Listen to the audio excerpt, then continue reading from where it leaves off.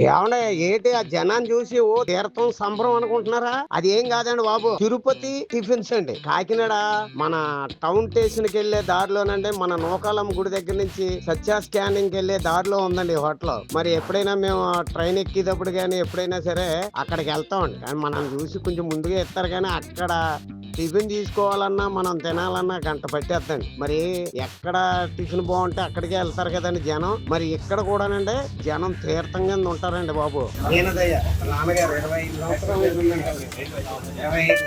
నుంచి ఎక్కడ Tirupati tiffin centre Suryarao Kakinada ఎప్పుడు వచ్చినా సరే మరి ఈ తిరుపతి టిఫిన్ సెంటర్ దగ్గరికి వస్తూ ఉంటాను.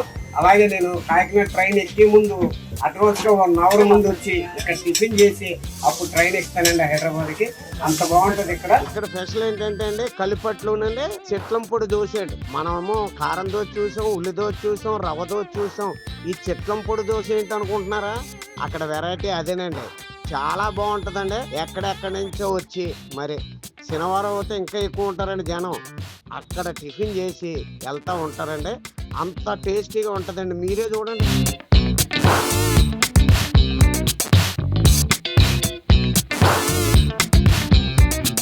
సార్ కలబెట్టుమ రోస్ట్, పెసటుమ రోస్ట్.